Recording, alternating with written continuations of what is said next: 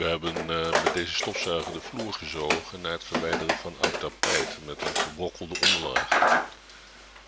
Daarna maakte de stofzuiger een enorm lawaai. Dat deed denken aan ombalans van de motor. Dat kon natuurlijk alleen maar gekomen zijn doordat de resten van de verbrokkelde tapijtonderlaag in de motor waren beland. Normaal zou dat niet moeten kunnen. Maar het bleek dat de stofzuig niet goed aansloot op de zuigslang en ook dat het motorfilter beschadigd was. Wat gaten vormden. Daarom de stofzuiger opengemaakt om te kijken of ik de motor zou kunnen rijden.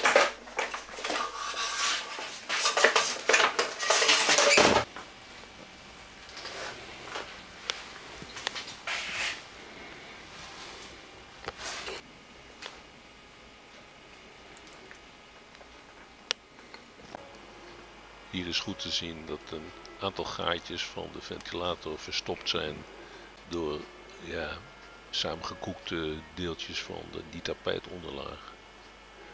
Dat zat best stevig vast in die gaatjes. Het bleek er niet uit te zuigen, dus dat moest echt mechanisch met een paperclip worden doorgeprikt. Hier is zelfs een metalen ringetje zichtbaar in een van die gaatjes.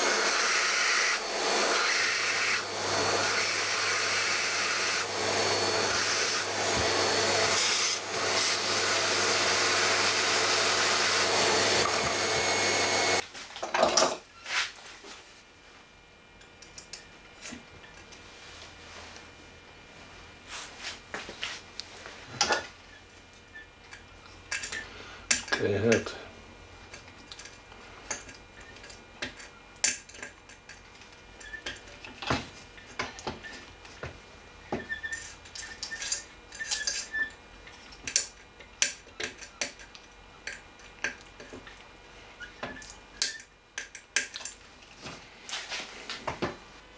Met een metaaldraad is het gelukt alle kanaaltjes weer open te maken. En de nog achtergebleven restanten kun je dan met een wattenstaafje verwijderen.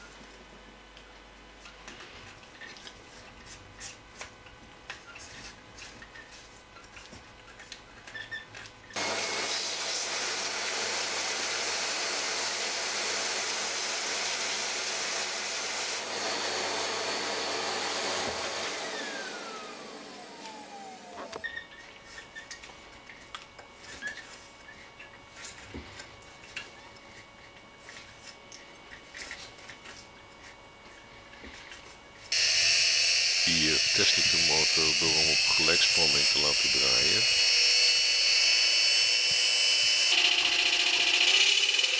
Hij loopt soepel al op een met 8 volt actief.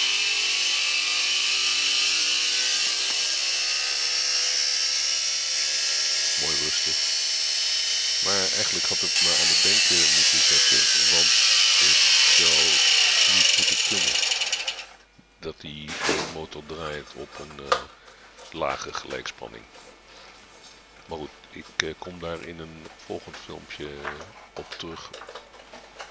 Want er bleek nog een ander probleem met deze stofzuiger. De vermogensregelaar deed het namelijk niet, waardoor die constant op maximaal vermogen draaide.